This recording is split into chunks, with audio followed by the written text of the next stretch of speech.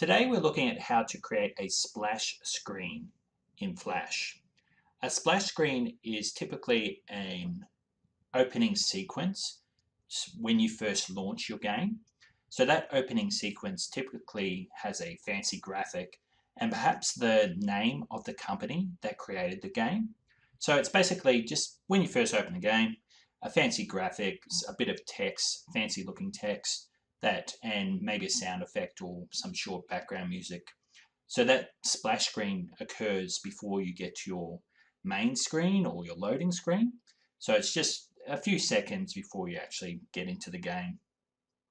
So I'm looking at basic game now, and I'm going to go to my scene panel.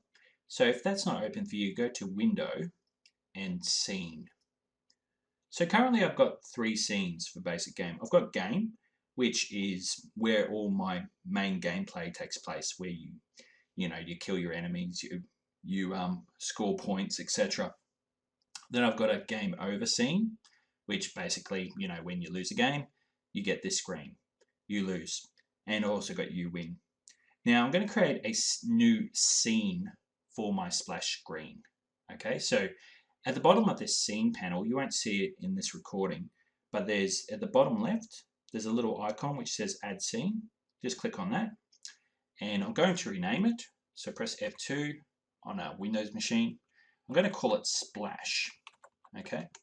Now it's created the scene as the second scene in the list, but I actually want to drag that to the end. Okay, so I want to make sure my splash scene is at the end. Okay, so I got this new scene, it's new blank scene. Now, of course, you're going to put a fancy graphic, animation, etc. on this scene, but I'm just going to do a basic motion tween just to demonstrate that you can put some animations in there. Okay, so I'm just going to do a basic motion tween. So let's grab an oval tool and I'll just draw a circle.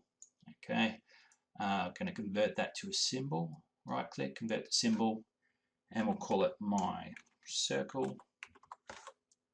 Doesn't matter what you call it. This is just for demonstration purposes. And then I'm going to go to my timeline, and I'm going to make this motion tween about 4 seconds.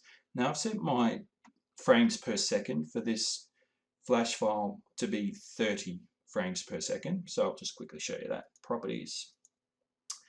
So I click on off my stage. So by default it's 24. I've actually changed it to 30 because 30 frames per second is a lot easier to work with when you're looking at the timeline and animations and seeing how long they're going to take.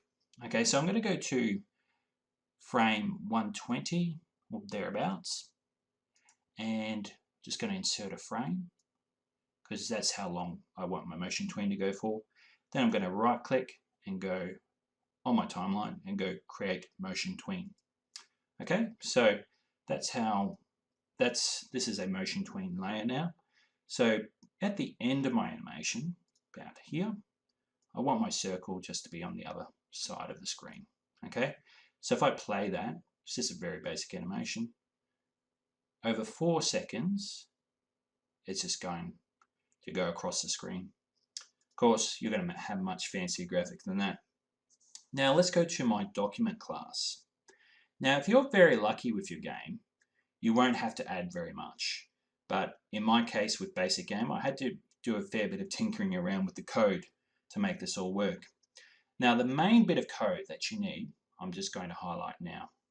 Okay, so if you're lucky, all you have to do to play your splash scene before your main game screen comes up, all you'll need is this line here, which is simply go to and play. Okay, be careful of the capitalization there, so go to lowercase, capital A and capital P play. So this is saying go to the first frame of the splash scene. Okay, so that's just going to play our splash scene. Remember that we put our scene last. Oops. We put our scene last, so we're actually going to jump from this game scene to this splash scene. Okay, now if you're lucky, that's all you need. Okay, However, if you're like me with this basic game, you had to do a fair bit more. And the reason for that was originally in our constructor, we were creating symbols or we had symbols on the stage and we were moving them around and things like that. But we ran into a problem because we're saying as soon as this constructor runs, which is going to run first, now you can just ignore that for now, we're going to go to this scene, okay? Now previously, I have changed the code. Previously, we were playing around with our symbols, we were moving them around, but those symbols only existed on our game scene, okay? So we created our symbols here on the game scene. But what our code was saying was to go to the splash scene, okay? So our code was messing around with objects, symbols on this scene, but we had already jumped to this scene. So it created a number of errors and a number of problems. So what I had to do basically is I had to put in a delay. So before I started playing around with the symbols on the game scene, I put in a short delay so that the code wouldn't get errors. And how I put in that delay was with this timer. So you have seen the timer before. So what I'm saying here is we're going to create a new timer that goes off after 4.5 seconds. Okay, remember that our splash scene animation, let me get it back again. Our splash scene animation was about 4 seconds, okay? But we're putting in a delay of 4.5 seconds. So slightly increased on 4 seconds, just to make sure that we've successfully transitioned from our splash scene into our main game scene, okay? Because of course, you may remember this from last year, once this splash scene completes, it's going to loop back to the start. Okay, by default, Flash loops through all your scenes, so you may need to put in code to stop that automatic looping occurring. Okay, back to this. So we put in a bit of a delay, 4.5 seconds delay, and all that delay did was delay the setup of our game by 4.5 seconds. So we run our splash screen, then we set up the game, okay? And we moved a lot of code that was in the constructor previously into this setup game function, okay? So this code you've seen before, it sets up our enemies, it moves our hero around, and basically sets up our game scene.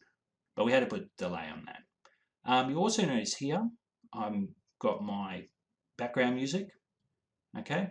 So when the game starts, I play the background music. You would have noticed a slight delay in it starting. That's just an issue with the actual loading of the sound. Just there's a delay with that. So we play our music, play the splash screen, and after 4.5 seconds, we set up our game and we're playing our game. Okay, so let me run that.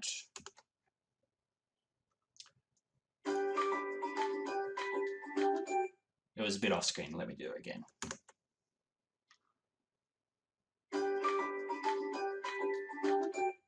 There we go. Okay, so we're in our game. So we've looped from, well, we started off in our game scene, but we said go to our play to the splash scene. Once the splash scene completed, we loop back to our game scene. Okay, so hopefully that makes sense. You can get a copy of this code and just run through it to help you better understand.